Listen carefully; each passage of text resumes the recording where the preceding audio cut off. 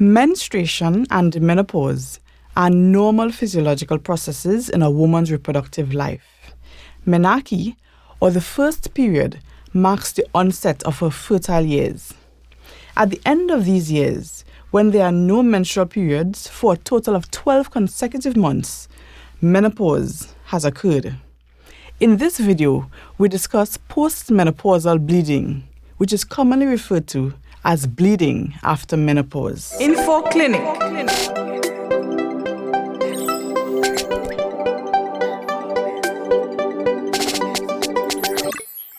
During menstruation, the lining of the uterus, called the endometrium, sheds and flows out the vagina as a menstrual period. This process is controlled mainly by the hormones estrogen and progesterone. Estrogen is responsible for building up the lining of the uterus. After release of the oocyte from within the ovary, which is called ovulation, progesterone thickens the endometrium, preparing it for implantation of a pregnancy. If there is no pregnancy, progesterone levels fall. This triggers the uterine lining to shed, which you experience as menstrual bleeding. Throughout the reproductive years, this process repeats itself monthly. However, as women advance in age, there is a reduction in hormone production, eventually leading to menopause. What is postmenopausal bleeding? Postmenopausal bleeding is usually not accompanied with pain. It can appear as a pinkish or brownish color when wiping after urinating. It may also present as light spotting on your underwear or as a full flow like a period, requiring the use of sanitary pads. If you've experienced this type of bleeding after menopause, you may become worried or distressed. You may ask yourself, what's causing this bleeding? Will this bleeding go away on its own? Should I wait and see? What causes postmenopausal bleeding? The most common cause of postmenopausal bleeding is atrophy, which is thinning of the lining of the uterus or the vagina. This is due to reduced blood estrogen levels. Another common cause is endometrial hyperplasia, which is an overgrowth of the lining of the uterus.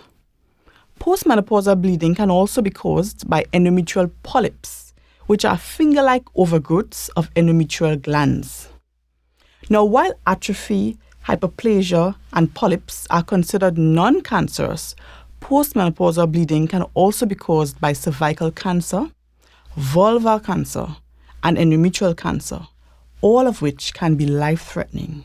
What should I do? If you experience bleeding after menopause, you shouldn't wait. Visit your gynecologist, who will take a detailed medical history to determine if you have any predisposing factors or underlying conditions known to cause bleeding after menopause. Your gynecologist would ask, what age was your first period? What age did you experience menopause? These questions determine your years of exposure to estrogen. The longer the exposure, the greater your risk for precancerous and cancerous conditions. Do you or a family member have a history of breast cancer, endometrial cancer, or colon cancer? This will determine if there is a hereditary syndrome placing you at risk of developing endometrial cancer. Are you taking medications like hormone replacement therapy or blood thinners? These medications can lead to bleeding after menopause. Have you noticed unexplained weight loss? This may suggest an underlying cancerous condition. Has the bleeding affected your performance of tasks at home or at work? This indicates how your quality of life has been affected. Examinations and ultrasound. After recording your medical history, your gynecologist would then conduct abdominal and pelvic examinations to check for abnormalities. But remember, the most common causes of postmenopausal bleeding originate at the endometrium. So a transvaginal ultrasound would be performed to visualize and measure the thickness of the endometrium. Based on the features of the endometrium, like the thickness and the presence of fluid, together with your risk factors, your gynecologist would then determine if to take an endometrial sample or a biopsy to send for testing. The biopsy. One way of obtaining the endometrial biopsy is performing a hysteroscopy with dilatation and curettage. Hysteroscopy involves inserting a thin telescope-like device through the cervix, which allows your gynecologist to see the inside of the uterus. This enables accurate sampling of abnormal areas under direct vision. The dilatation and curettage, or the DNC, is used to gently scrape the lining of the uterus to obtain a sample. The tissue so obtained is then sent to the pathologist to determine whether the tissues are normal, endometrial hyperplasia, endometrial polyps, or endometrial cancer. What are the treatment options? The treatment for postmenopausal bleeding depends on a histopathological diagnosis given by the pathologist.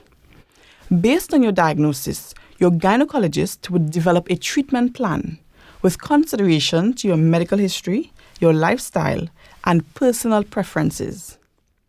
In a diagnosis of benign endometrial polyps, the treatment would be hysteroscopic polypectomy or a dilatation and curettage to remove the polyps.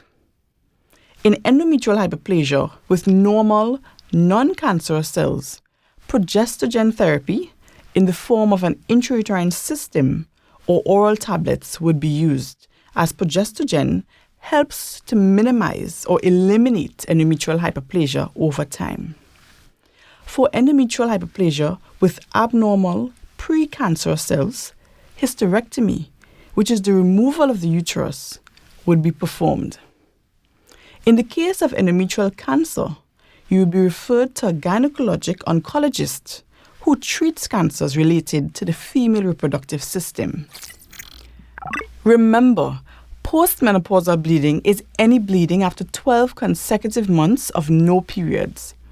This type of vaginal bleeding is not normal and should be investigated, so act early and visit your gynecologist promptly.